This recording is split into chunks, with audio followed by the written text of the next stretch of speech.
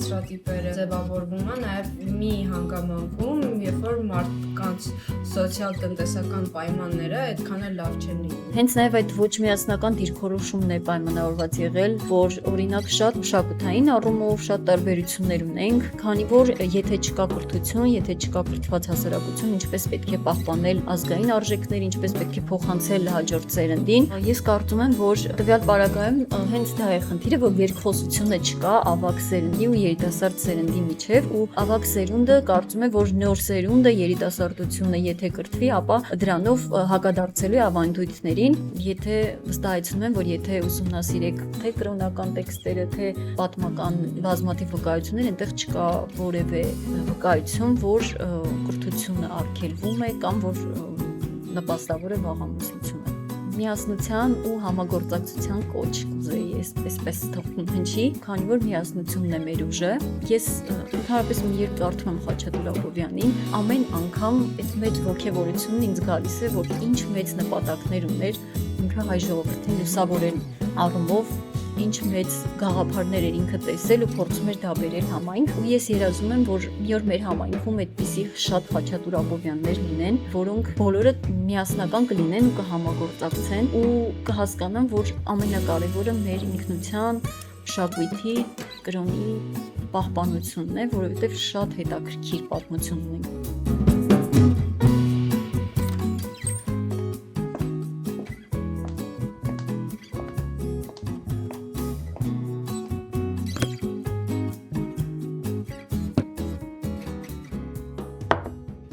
Սկսենք նախ ուզեմ որ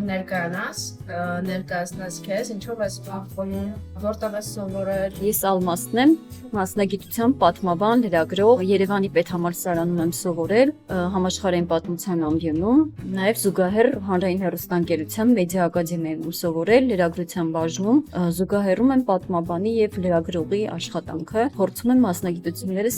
իրար կապել։ Ինչ որ չափով նման է, չէ՞, իրանք ինչ որ չափով կպնում են իրար, ոնց է օգնում քեզ այդ երկու մասնագիտությունները միքսասի հետ։ Շատ հետաքրքիր են, քանի որ ժամանակի տարբեր դրսևորումների հետ կապված մասնագիտություններ են, եթե պատմությունն ուսումնասիրում է մեր անցյալը, ապա ժուրնալիստիկան մեր ներկան, ու դրանք շատ հետաքրքիր են զուգահեռվում միմյանց ու մեկը մյուսի բացն է լրացնում։ Կուզենամ խոսես նաև քո հետազոտական աշխատանքից, որը հենց եզդիական համայնքին վերաբերում ու այս ընթացքում նաև դրանով է զբաղվում։ Մասնագիտական առումով, պատմական հետազոտությունների առումով ուսումնասիրել եմ Մերձավոր Արևելյան հնագույն շրջանը, պատմության հնագույն շրջանը, կրոն եւ դիցաբանություն, բայց քանի որ մեր համայնքի պատմությունը մշտապես եղել է ամենակիչ ուսումնասիրված ուղղություններից մեկը, եթե արևելագիտական տարբեր դպրոցները մեծ այսպես ուսումնասիրման դաշտ են ստեղծել, օրինակ արաբագիտությունը, թուրքագիտությունը, իրանագիտությունը, ապա եզդիագիտությունը շատ այսպես նեղ դաշտ է, քանի որ ինքը սինկրետիկ գիտելիքներ է պարունակում իր մեջ, եւ այդ առումով ավելի շատ մեծ հետազոտությունների կարիք կա տվյալ ոլորտում, հենց Կրեմնի պատմության ուսումնասիրման առումով 2014 թվականին մեր համայնքի կյանքում շատ մեծ իրադարձություն տեղի ունեցավ ցավալի առումով իհարկե, որը այսպես թափեցնող կարծես ապտակ լիներ մեզ յուրաքանչյուրիս, հասկացա, որ կարելի է ուսումնասիրել եւ անդրադառնալ հենց այդ հիմնախնդրին, Սինջարի 2014 թվականի ցեղասպանությանը, պատճառներին ու հետևանքներին, քանի որ ցեղասպանությունն ավարտվել է, բայց հետևանքներն ու ավերածությունների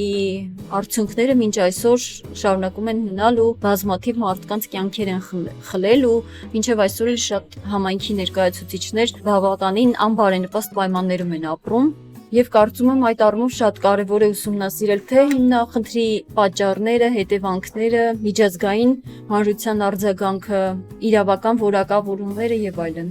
Իսկ ինչ փուլում ես, ինչ կետի ես ասել, քո ուսումնասիրությունները ինչի են հանգեցրել, այդ մասով մի քիչ կուզեի ավելի մանրամասն պատմել։ Թեմայի արդիականությունը շատ մեծ խնդիր էր, քանի որ իհարկե թեման բավականին արդի է, բայց նաև այս առումով ուսումնասիրություններն են շատ քիչ ու ուսումնասիրման առումով դժվար է այսպես համապարփակ ուսումնասիրության հասնել, բայց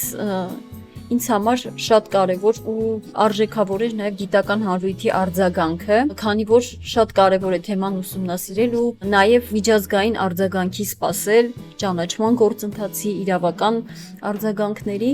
ու բացի այդ հենց ամենակարևորը շատ կարևոր է մեր համայնքային կյանքում թեմայի արդիականությունը նորից պահպանելու համար, դրա մասին նորից խոսելու մասին, որովհետև սա մի թեմա է, որը պետք է համայնքին միավորի ու յուրաքանչյուրիս ներդրումը պետք է փորձի ուղղել դեպի իրակ համայնքի պահպանմանը։ Դու քո հետազոտական այդ աշխատանքից հետո արդյոք հանգել ես ինչ-որ կետերի, որ եզդի մարդիկ հիմա պետքա այդ ամենից ինչ-որ դասեր քաղեն։ Քանի որ մշտապես մեր համայնքը գտնվել է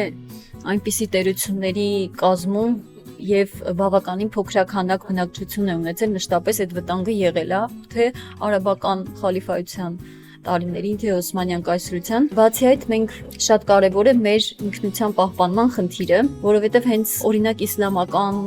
տերության ահաբեկիչների կողմից մեր այլակրոն լինելու հանգամանքներ իրենց այսպես դրթիչ գործոն հանդիսանում համանքին ոչնչացնելու համար։ Ես ուզում եի ուղղակի այդ թեմային թեթև անդրադարձանեինք ու գայինք մեր այսօրվա թեմային, թե ինչ կարծրատիպեր կան Հայաստանում ապրող եզդի կանանց մասով։ Փորձենք այդ մասով խոսել էլի, որովհետև իմ կարծիքով կարծրատիպերը, այդ ամեն ինչը ձևավորվում է նաև մի հանգամանքում, երբ որ մարդկանց սոցիալ-տնտեսական պայմանները այդքան էլ լավ չեն լինում։ Իսկ այդ պայմանները լավ չեն լինում այն դեպքում, երբ որ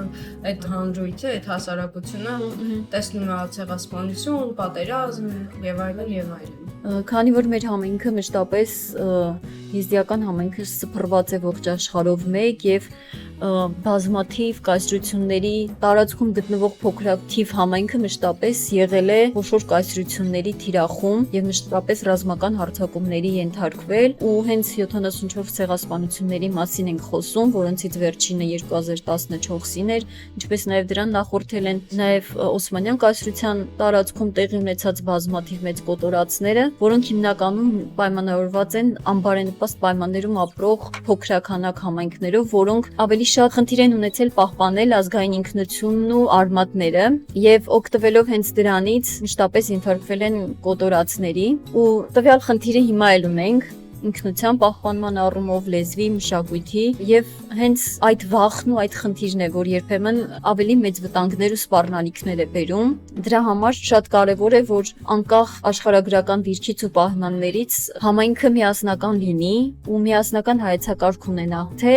լեզվի պահպանման առումով, թե կրոնական տոների պահպանման առումով։ Հենց նաեւ այդ ոչ միասնական դիրքորոշումն է պայմանավորված եղել, որ օրինակ շատ մշակութային առումով շատ տարբերություններ ունենք, երբեմն անգամ կարող ենք չհասկանալ իրար, տարբեր համայնքներում, տարբեր երկրների տարածքում գտնվող համայնքի ներկայացուցիչները կարող են տարբեր տոներ ունենալ։ Այդ առումով շատ կարևոր է միասնական հայեցակարգ ունենալը, լեզվի պահպանման առումով, մշակույթի պահպանման առումով, կրոնի ու ծեսերի։ Գալով հենց մեր այսօրվա այլի այդ թեմային, շատ հաճախ, օրինակ եզդիական համայնքում վաղ ամուսնությունների վատ երևույթը արդարացնում են նրանով, որ դե ինքնության պահպանում կա, չգիտեմ, կա կարծրատիպ, որ դա սովորություն է, ավանդույթ է, ուզում եմ հասկանամ քո մասով ինչ կարծիք ես այս ամեն ինչի հետ կապված։ Այս դեպքում այս խնդրին ոնց պետքա մոտենան էլի համայնքից։ Ես կարծում եմ, որ ազգային ինքնության պահպանումն ու կրոնական մշակութային արժեհամակարգի պահպանումը մեր գլխավոր հիմնահարցերից ու հիմնախնդիրներից մեկը պետք է լինի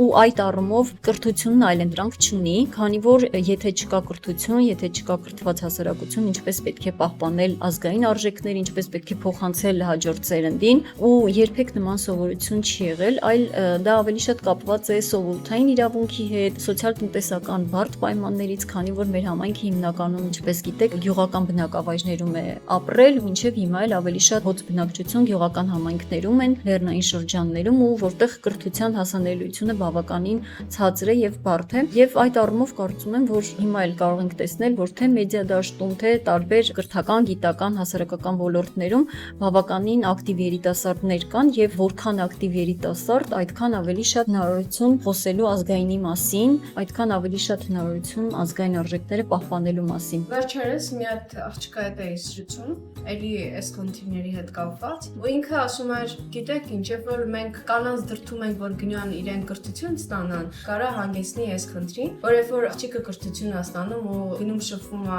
այլ ազգիների հետ, ապա այդտեղ խնդիր է առաջանում, որ ամուսնանալու դեպքում կարող է ընտրի այլ ազգի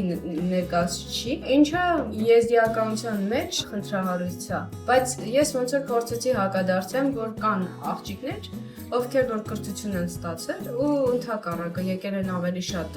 ազգայինին, ավելի շատ են կարևորել այդ ամեն ինչը։ Այս մասով ինչ կասես։ Ես կարծում եմ, որ տվյալ պարագայում հենց դա է խնդիրը, որ երկխոսությունը չկա ավագ սերնդի ու երիտասարդ սերնդի միջև, ու ավագ սերունդը կարծում է, որ նոր սերունդը երիտասարդությունը եթե կրթվի, ապա դրանով հակադարձելու է ավանդույթներին, բայց վստահ եմ, որ իրականում որքան ավելի են կրթվում, որքան ավելի են նոր մարտահրավերների ու նոր զարգացումների բախում, ավելի շատ են գնում դեպի ազգայինը, ավելի շատ են սկսում գիտակցել, ավելի շատ են սկսում ուսումնասիրել ու ավելի շատ են փորձում համայնքին նվիրված նախաձեռնություններում լինել, ակտիվ լինել ու ընդհանրապես անգամ շատերի գիտեմ ու ես ինքս էլ որքան ավելի եմ փորձում զարգացնել հմտություններս, այդքան ավելի շատ եմ փորձում գնալ դեպի ազգայինը, թե լեզվի ուսումնասիրման առումով, թե մեր հնագույն պատմությունն ու կրոնը ուսումնասիրելու առումով ու վստահ եմ, որ ուղղակի պետք է երկխոսության դաշտը ստեղծել ու երկու սերունդները փորձեն միասնական կարծիք ունենալ, որ մեր համայնքի զարգացումն է ամենակարևորը ու զարգացումը պետք է լինի հենց պահպանելով ավանդույթը եւ միավորելով դրան նաեւ կրթությունն ու նոր զարգացումները, որոնք իհարկե չեն խախտի մեր եզդիական գլխավոր օրենքները։ Ես նաեւ մի հատ հետազոտություն եմ այդպես կարդում, որ եզդի կանանց խնդիրների հետ կապված էր ու այնտեղ նշվում էր, որ իրենց խնդիրները հիմնականում գալիս է գենդերային նորմերից։ Պետությունը այս մասով կոնվենցիաներ է վավերացրել ու նաև սահմանադրությամբ ամրագրված է կանանց եւ տղամարդկանց միջև հավասարության պահպանումը, ամուսնանալու իրավունքը ու այդպիսի իրավունքներ, էլի օրենքով ոնց որ ամեն դեպքում պետության մասով այդ ամեն ինչը ամրագրված է։ Ուզում եմ հասկանամ ըստ քեզ պետությունը ինչ կարող է անել այս դեպքում, այս խնդիրների դեմ, այնուամենայնիվ բացի այդ օրենքների ընդունումից գործնական դաշտում ու քաղաքասարակությունը ինչ կարող է անել ու նաև շատ հաճախ խոսվում է, որ լրատվամիջոցներում հաջողության պատմությունները եզդի կանանց մասին քիչ են։ Լրատվամիջոցները ինչ պետք է անեն, ասես միանգամից 3 տարբեր ուղղությամբ հարց են տալիս, բայց ինձ թվում է դրանք իրար հետ փոխկապակցված են։ Պետական առումով բազմաթիվ կոնվենցիաների մասին է խոսքը ու հիմնականում նաև հենց դրանք են վերջին տարիներին դրանց է հողում տրվում, որ մի շարք նախաձեռնություններ են իրականացվում, բայց ինչպես գիտենք, շատ ծրագրեր իհարկե զուտ հռչակագրային բնույթ ունեն։ Այս առումով վերջին տարիներին քաղաքասարակությունը կարելի ասել բավականին ակտիվություն է ցուցաբերում ու հենց կոնկրետ օրինակ եզդիական համայնքի կանանց է ներգրավում, գիտեմ օրինակ բավականին ակտիվ կանանց, որոնք փորձում են ինքնուրույն նախաձեռնություններ անել, երիտասարդ աղջիկներ, որոնք եւս մասնակցում են նախաձեռնությունների, նաև հենց եզդիերենով են ծրագրեր կատարում, ինչպես նաև քաղաքասարակության տարբեր հասարակական կազմակերպություններ են ակցիաներ անում, օքսիժեն հիմնադրամը օրինակ տարբեր նախաձեռնություններով կանանց ներգրավման հարթակների միջոցով ներառում է շատ աղջիկների ու կանանց ու լսելի դարձնում նրանց ձայնը ու նաև դրանով նպաստում է կրթության շարունակականությանը, քանի որ կրթությունից դուրս մնացած երեխաների, ոչ միայն աղջիկների, այլ նաև տղաների խնդիրը մշտապես եղել է համայնքում, իսկ հիմա վերջին տվյալների արդյունքում թվերը բավականին արդեն սկսում են նվազել ու այդ առումով էլ շատ ուրախալի է։ Ինչ վերաբերվում է մեդիային, ապա մեդիայում էլ իհարկե մշտապես եղել են եզդիական համայնքի տարբեր ներկայացուցիչների մասին նյութեր, բայց այլ խնդիր է, թե ինչպիսի դիտանկյուններից են դրանք տրվել ու հիմա արդեն հենց ձեր հարթակն էլ շատ հաճելի է, որ շատ կարևոր գործ է անում համայնքային ձայնը լսելի դարձնելու առումով ու նաև կապող կամուրջ է հանդիսանում եւ համայնքի եւ Հայաստանում ապրող տարբեր ազգերի ներկայացուցիչների միջև։ Նշվում է, որ շատ հաճախ այդ սխալ կարծրատիպերը վերարտադրվում է համայնքի առաջնորդների կողմից, ելի լրատվամիջոցների կողմից, քաղաքականություն ձևավորողների կողմից։ Ուզում եմ այս մասով քո կարծիքը լսել, ինչ ես լսել այս ամեն ինչի հետ կապված։ Ես կարծում եմ, որ մշակութային ու կրոնական ծեսերի առումով պետք է հետևենք մեր գրավոր փոխանցվող հիմնական սկզբունքներին ու եթե վստահեցնում եմ, որ եթե ուսումնասիրեք թե կրոնական տեքստերը, թե պատմական բազմաթիվ վկայություններ, այնտեղ չկա որևէ վկայություն, որ կրթությունը արգելվում է կամ որ նպաստավոր է վաղամուսնությունը։ Եվ այդ առումով սա ավելի շատ սոցիալ կենցաղավարական սովորութային իրավունքի է ավելի շատ վերածվել։ Իսկ դու դժվարություններ ունեցել ես, երբ որ ուզեցել ես կրթություն ստանալ։ Անկեղծ ասեմ, որ երբեք չեմ բախվել նման խնդրի ու ցնողներս մշտապես ինձ ողջևորել են ու թե դպրոցում, թե համալսարանում, թե նաև աշխատանքային գործունեության առումով միշտ ողջևորել են ու իրենց համար էլ դա շատ կարևոր է եղել, որ իմ կրթությունը նպաստելու է իմ ազգային պահպանմանը նաև, որովհետև փոքրուց, չգիտեմ, ես հայրիկից եմ այդ ամենը տեսել, սովորել, մեր պատմության նկատմամբ հետաքրքրությունը, թե նաև կրոնի նկատմամբ հետաքրքրությունը, քանի որ մեր կրոնը բավականին շատ հետաքրքիր խորհրդաբանություն ունի ու դա էլ հենց հայրիկից է փոխանցվել ու ուրախ եմ շատ, որ նման խնդիրների երբեք չեմ բախվել։ Նշվում է, որ նաև եզդի կանայք ուտեր ներկայացված են քաղաքական որոշումներ կայացնելու մեջ, կամ եթե այսպես նայենք էլի, օրինակ վերջի տարիներին մեր այս նախարարության կազմում նախարարները կանանց մասով մի քիչ շատացել է, կրթության նախարարնակին, ՆԳՆ-ի նախարարնակին, բայց այսպես եզդիական համայնքին որ նայում ես, այդպես կին առաջնորդները շատ քիչ են, ինձ թվում է գրեթե չկան։ Ինչով է սա պայմանավորված ու ինչ անենք, որ այս ամեն ինչը փոխվի քեզ։ Դե փոփոխությունները արդեն համայնքի երիտասարդ ծերունդը կարծում եմ արդեն սկսել է ու երիտասարդների ակտիվ ներառվածությունը դրան նպաստելու առաջին քայլերից մեկն է լինելու, իսկ քաղաքական առումով կարծում եմ դա ավելի շատ պայմանավորված է զուտ բնակչության կազմով ու զուտ մոնոէթնիկ լինելու առումով խորհրդարանում եւս գիտեք ինչպես է բաժանված ու այս առումով կարծում եմ ավելի շատ սա շատ կապված է զուտ մեր նախաձեռնողականությունից, մեր համայնքի ներկայացուցիչների, իսկ թե ինչով է պայմանավորված, կարծում եմ ավելի շատ այլ հարակից ոլորտներ են ընտրում, առողջապահության ոլորտը կամ օրինակ կրթության ոլորտը շատ հաճախ, քանի որ ավելի հեշտ է այդ ոլորտը զուգահեռել ընտանեկան կյանքին, օրինակ, չգիտեմ, շատ մանկավարժներ ունենք, որոնք կարողանում են այդ ամենը զուգահեռել կամ բժիշկներ, ակտիվ կին եզդիական համայնքից, որոնք փորձում են այդ ամենը զուգահեռել ու ավելի շատ դա զբաղվածության ու գերծանրաբեռնվածության պատասխանատվության առումով է զուտ, որ քաղաքական ներգրավվածություն չունեն։ Ինչ խորհուրդ կտաս են աղջիկներին, ովքեր որ դպրոցում են սովորում։ Դե կարծում եմ, որ ավելի շատ պետք է շատ հավատա իր երազանքներին ու ապագային, որին ինքն է պատկերացնում։ Եթե անկեղծ ասեմ, շատ են այդպես ասում, որ դուրս են մնում համակարգից, բայց կարծում եմ, այդտեղ իրենց դերն էլ է շատ կապ, երեխայի դերն էլ շատ մեծ նշանակություն ունի։ Եթե ինքը ամբողջովին նվիրվի, չգիտեմ, կրթական համակարգին տվյալ տարիքում ու արդեն փոքր տարիքից երևա, որ նա ունի նպատակ տվյալ ուղղությամբ գնալու, ծնողները հաստատ վստահ եմ ամեն ինչ անելու են իրեն օգնելու համար։ Ինչ կոչ կանես կանանց։ Միասնության ու համագործակցության կոչ ձեի այսպես թող հնչի, քանի որ միասնությունն է մեր ուժը ու ես ընդհանրապես երբ կարդում եմ Խաչատուր Աբովյանին, ամեն անգամ այդ մեծ ոգևորությունն ինձ գալիս է, որ ինչ մեծ նպատակներ ուներ ինքը հայ ժողովրդին լուսավորել առումով, ինչ մեծ գաղափարներ էր ինքը տեսել ու փորձում էր դա բերել համայնք, ու ես երազում եմ, որ մի օր մեր համայնքում այդպիսի շատ Խաչատուր Աբովյաններ լինեն, որոնք բոլորը միասնական կլինեն ու կհամագործակցեն ու կհասկանան, որ ամենակարևորը մեր ինքնության, մշակույթի, կրոնի պահպանությունն է, որովհետև շատ հետաքրքիր պատմություն ունենք, շատ հետաքրքիր կրոն ու տոնածիսական համակարգ ու կոչ կանեմ, որ յուրաքանչյուրը համագործակցի նաև ավագների հետ, ավագ սերնդի հետ, որովհետև իրենց պետք է լսենք, որպեսզի առանց անցյալի չեն կարող շարժվել դեպի ապագա։ Կարևոր է, որ ավագ եւ երիտասարդ սերունդները համագործակցեն ու ամենակարևորը նորություն չեմ ասի, հին հունական ճշմարտությունը, որ ճանաչիր ինքդ քեզ։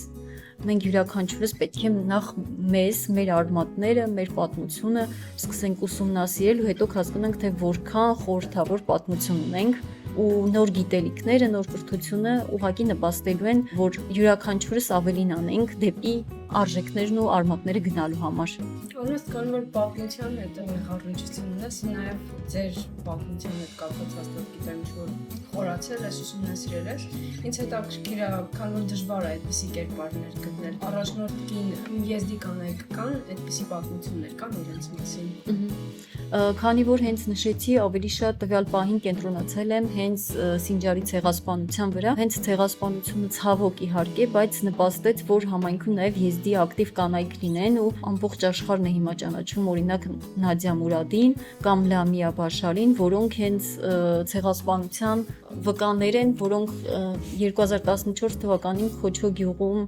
տեղի ունեցած ավերածությունների արդյունքում գերի են ընկել եւ հետո փախչել գերությունից։ Նադիա Մուրադի նախաձեռնությունը հիմա մեծ աշխատանք է կատարում համայնքում թե եզդի կանանց ձայնը բարձրացնելու առումով, թե համայնքին հումանիտար մարդասիրական օգնություն տալու առումով ու Նադիա Մուրադի օրինակը նաեւ շատ կարեւոր է, որ համայնքի կանայք Նադիայի եւ մյուս կանանց օրինակով միավորվեն եւ իրավագիտակից լինեն ու փորձեն աշխարհի տարբեր ծայրերում խոսել, որ կա այսպիսի հնագույն ժողովուրդ, որն ունի հնագույն պատմություն, բայց ցավոք 21-րդ դարում ենթարկվում է հարձակումների ու ցեղասպանության զոհ դառնում։ Բացի այդ, նաև Խորհրդային Միության տարիներին Հայաստանի, Վրաստանի տարածքում ապրող եզդիական համայնքում էլ բավականին ակտիվ կանայք են եղել, գիտնականներ, որոնք եւս համայնքի կյանքում մեծ դեր են ունեցել։ Շատ կարևոր է հենց այդ անունների մասին խոսելը ու ցույց տալը, որ նաև հիմա ներկայումս կան այդպիսի իրավապաշտպաններ, որոնք աշխարհի տարբեր ծայրերում, չգիտեմ, Նոբելյան մրցանակի արժանացավ Նադիան, Սախարովի մրցանակի, նաև մարդասիրական հումանիտար մի շարք մրցանակների ու նաև բազմաթիվ կանանց անունից է ինքը խոսում ու փորձում լինել համայնքի ձայնը ամբողջ աշխարհում, եզդի կանանց ձայնը նաև։ Ուզում եմ մի քիչ գենդերային հավասարությունից խոսենք, գենդերային կարծրատիպերից խոսենք։ Ինչի է հանգեցնում այդ ամեն ինչը, երբ որ այդպես ենք ապրում, ինչի է պետք որ այդ ամեն ինչը փոխվի։ Դա երևի թե ավելի շատ կախված է սոցիալական դերաբաշխմամբ, որ օրինակ կան մասնագիտություններ, որ կանանց են վերաբերվում, կամ որոնք տղամարդկանց, կամ որոշ իհարկե ճյուղեր վերաբերում են զուտ կանանց, օրինակ բալետը, իսկ որոշ ճյուղեր տղամարդկանց, սա ավելի շատ սոցիալական, մարդաբանական դիտանկյունից որ նայենք, ինքը բավականին ինքը սոցիալական դերերով է զուտ բաշխված, բայց կան մարդու անոտարելի իրավունքներ, որ բոլորին հավասար են նայում, որ յուրաքանչյուր մարդ ունի ապրելու, կրթվելու, զարգանալու բազմաթիվ իրավունքներ ու հենց այդ բոլոր հիմնարար օրենքները տարբեր պետությունների սահմանադրություններում հենց առաջին կետերում են ընկած, բայց քանի որ սոցիալական տարբեր միավորներ կան հասարակության մեջ, դարեդար դրանք դեռ նախնադարից սկսված, ինչպես էր կինը զբաղվում տան օջախի պահպանմամբ, իսկ տղամարդիկ զուտ որսորդներ էին ու այդպես հետևաբար պատմությունն է տարբեր փուլերում փոխանցել է այդ ամենը, բայց իհարկե կան որոշակի միֆեր, որոնք իհարկե անարդար են կարծրատիպերին վերածվել։ Ամենակարևորը, որ մարդուն պետք է զուտ գնահատել որպես մարդ։ Եթե մարդուն դիտարկում ենք որպես տարբեր սեռային ներկայացուցիչ եւ խտրականություն դնում, օրինակ այս մասնագիտությունը կանանց չի վերաբերվում կամ, չգիտեմ, որոշ դերեր կնոջը չեն տրվում, զուտ պետք է գնահատել մարդու մարդկային հատկանիշներն ու եթե մասնագիտություն ու աշխատանքային դաշտ է, մասնագիտական որակը եւ պրոֆեսիոնալիզմը, եթե փորձենք բոլորին գնահատել զուտ մարդկային առումներով, այդ ընթացքում արդեն բացառենք խտրական վերաբերմունքը